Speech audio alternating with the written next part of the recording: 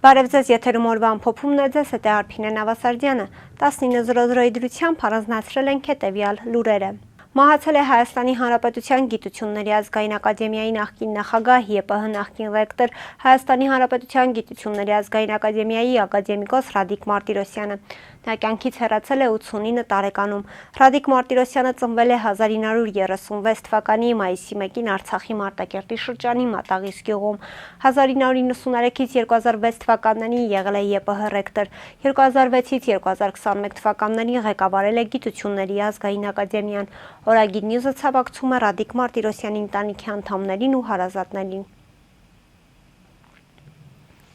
Բռնության որևէ ձև անընդունելի է։ Երևանի ավականու գործակարգավարական խորհրդակցությունն այսօր այս խոսքերով սկսեց Տիգրան Ավինյանը անդրադառնալով Նոր-Նորքի վարչական շրջանի ղեկավարի մասնակցությամբ տեղի ունեցած ծեծուջարդին։ Երևանի քաղաքապետարանի յուրաքանչյուր աշխատակից եւ մասնավորապես վարչական շրջանի ղեկավարները, ովքեր որ Երևանի քաղաքապետի ներկայացուցիչներն են տվյալ վարչական շրջանում, պարտավոր են ցուցաբերել զսպվածություն, պարտավոր են ցուցաբերել զսպվածություն կյանքի բոլոր պարագաներում։ Սադրանքները միշտ կան, ամենուրեք են եւ միշտ կլինեն։ Անընդհատ որևէ մեկը որևէ մի թեմայով, որևէ մի սուտ կասի եւ այդ սուտը վստահաբար մենք կարող ենք որպես սադրանք ընդունել։ Բայց այնուամենայնիվ ես դատավորի դեր չեմ ստանձնելու, հարգելի գործընկերներ, կա քրեական գործ եւ նաեւ քրեական գործի էությունը ցույց է տալիս, որ կա նաեւ երկրորդ կողմ, այնուամենայնիվ, այսինքն կա խուլիգանության հոդվածով անձինք, ովքեր որ ներգրաված են եւ վարույթ է իրականացում։ Այս բան Տեր Մարգարյան, կարծում եմ դուք պետք է ասելիք ունենաք տեղի ունեցածի վերաբերյալ։ Ասաց Ավինյանը, վերջինիս խոսքով ինքը չի պատրաստվում դատավորի դեր ստանձնել, քանի որ քրեական գործ կա նաև երկրորդ կողմ խուլիգանության հոդվածով ներգրաված անձինք, ուստի կսպասի վարույթի իրականացմանը։ Ավինյանը դիմեց նիստին մասնակցող Նոր-Նորքի թաղապետ Տիգրան Տեր-Մարգարյանին, առաջարկելով խոսել կատարվածի մասին։ Այո, տեսարանը ոչ հաճելիներից էր։ Եվ կարծում եմ, որպես վարչական շրջանի ղեկավար չպետք է տրվեի սադրանքին, պետք է առավելագույնս պահպանեի զսպվածություն։ Ցավում եմ տեղի ունեցածի համար եւ ձեզանից, պարոն քաղաքապետ, եւ մեր հանրությունից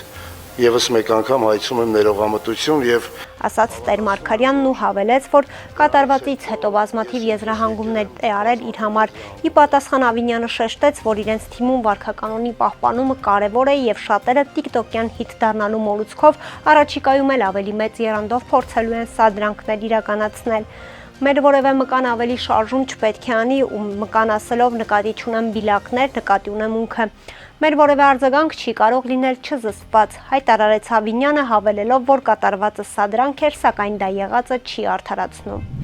Նիկոլ Փաշինյանի քաղաքացիական կինը Աննա Հակոբյանը փնտրում է ամենավստահելի լրագրողին։ Այս մասին տեղեկանում ենք Հակոբյանի Facebook-յան էջից։ Նա նշել է, որ կրթվել է նորաձև է, շարժման շրջանակներում փնտրում են այն լրագրողին, ով ամենամեծ վստահությունն է վայելում հանրության կողմից։ Նա մարդկանց խնդրել է կիսվել իրենց կարծիքով, նշելով, որ դրա համար անհրաժեշտ է անցնել հղումով եւ լրացնել լրագրողի անունը։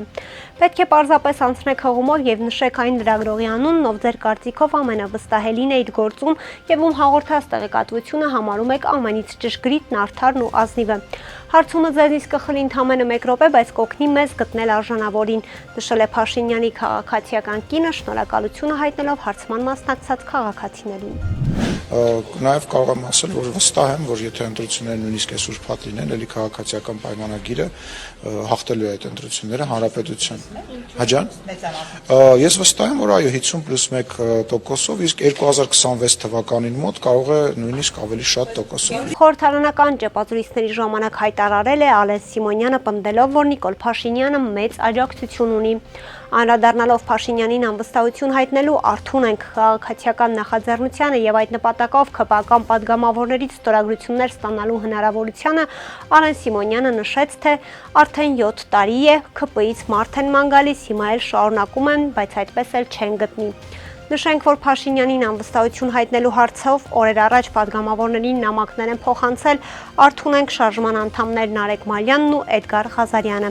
Ընդդիմադիրներին առաջարկում են Փաշինյանին հեռացնելու համար կոնկրետ գործողությունների դիմել։ Խորհրդարանի խոսնակը նաև համոզմունք է հայտնել, որ երկրորդ նախագահ Ռոբերտ Քոչարյանը Հայաստանում ռուսական շպիոնի կարգավիճակ ունեցող մարդ է։ Նրա խոսքով Քոչարյանը ռուսական շահեր հետապնդող ու միայն այդ ուղղությամբ ծառայություններ մատուցող գործիչ է։ Ես կարծում եմ, որ Ռոբերտ Քոչարյանը ռուսական շպիոնի կարգավիճակ ունեցող մարդ է Հայաստանի Հանրապետությունում։ Դա իմ կարծիքն է, ես փաստեր որ փաստեր ունեմ կդիմեմ, ես քաղաքական գործիչ եմ եւ ես քաղաքական հայտարարություն անելու ազատություն ունեմ։ Նա ռուսական շահեր հետապնդող եւ միայն այդ ուղղությամբ ծառայություն մատուցող քաղաքական գործիչ է։ Սիմոնյանի հայտարարությանն արձագանքել է երկրորդ նախագահի գրասենյակի ղեկավար Բագրատ Միկոյանը։ Ես կարծում եմ, որ Ալեն Սիմոնյանը ադրբեջանական եֆրեյտոր շպիոնի եւ թուրքական գործակալի կարգավիճակ ունի եւ նրա արտաբերանքին անդրադառնալը զզվելի է ցանկացած հայ մարդու համար։ Էրդողանի գիրքը տվեք գրկի հանգստանա։ Դա իմ քաղաքական կարծիքն է եւ քաղաքական գնահատականը, ասել է Միկոյանը։ Նիկոլ Փաշինյանը ընդունել է Մարսելի քաղաքապետ Բենուա Պայանի գլխավորած պատվիրակությանը։ Կառավարության ղեկավարը ողջունել է Մարսելի քաղաքապետի այցը Հայաստան եւ կարեւորել Ֆրանսիայի հետ բազմակողմ հարաբերությունների զարգացումը, այդ թվում տեղական ինքնակառավարման մարմինների ձևաչափով։ Միաժամանակ Նիկոլ Փաշինյանը բարձր է գնահատել Հայաստանի հետ կապերը խորացնելու Բենուա Պայանի գործողություններն ու անձնական ջանքերը։ Մարսելի քաղաքապետը նշել է, որ Երևանի հետ համագործակցությունը խորացնելու եւ ընդլայնելու նպատակով է ժամանել Հայաստանի Հանրապետություն եւ նշել, որ իր համար մեծ կարեւորություն ունի Հայաստանի հարաբերությունների զարգացումը։ Նշվել է, որ այցի շրջանակներում քննարկվել են Երևանի հետ ենթակառուցվածքների, կրթության, զբոսաշրջության ոլորտներում համագործակցությանն ու իրականացմանը, ինչպես նաեւ տարբեր ուղղություններով փորձի փոխանակմանը վերաբերող հարցեր։ Հանդիպման ընթացքում անդրադարձ է կատարվել երկուստեք հետաքրքրություն ներկայացնող այլ հարցերի եւս։ Այսօր ձերբակալվել է օրերս Սննդամթերքի անվտանգության տեսչական մարմնի ղեկավարի պաշտոնից ազատված Արմեն Դանիելյանը։ Այս մասին տեղեկացնում են հակակոռուպցիոն կոմիտեից։ Ըստ գերատեսչության մամուլի խոսնակ Մարինա Օհանջանյանի ՍԱՏՄ նախկին ղեկավարը ձերբակալվել է ծառայողական լիազորություններն օգտագործելով առանձնապես խոշոր չափերի գույք հափշտակելու մեղադրանքով։ Դանիելյանին կալանավորելու միջնորդություն է ներկայացվել դատարան։ Շամշյան.com-ի փոխանցմամբ այսօր մայիսի 5-ին ավտովթար է տեղի ունեցել Երևանում։ Ժամը 11:10-ի սահմաններում Երևանի բնակիչ 20-ամյա Աշոտ Ան իր վարած Mercedes ML Մագնիշի ավտոմեքենայով Դավիթ Բեկի 153 հասցեի մոտ դեռևս անհայտ հանգամանքներում գլխի վայր շրջվել է։ Վթարի հետևանքով մեկ հոգի տեղափոխվել է Սուրբ Գրիգոր Լուսավորիչ բժշկական կենտրոն։ Վիրավորին առաջին օգնության են հասել վարորդը, քաղաքացիները եւ շտապօգնության բժիշկների հերթապահ խումբը։ Ըստ նախնական տեղեկությունների վթարի պատճառը եղել է ավտոմեքենայի տեխնիկական անսարքությունը։ Վարորդը ենթարկվել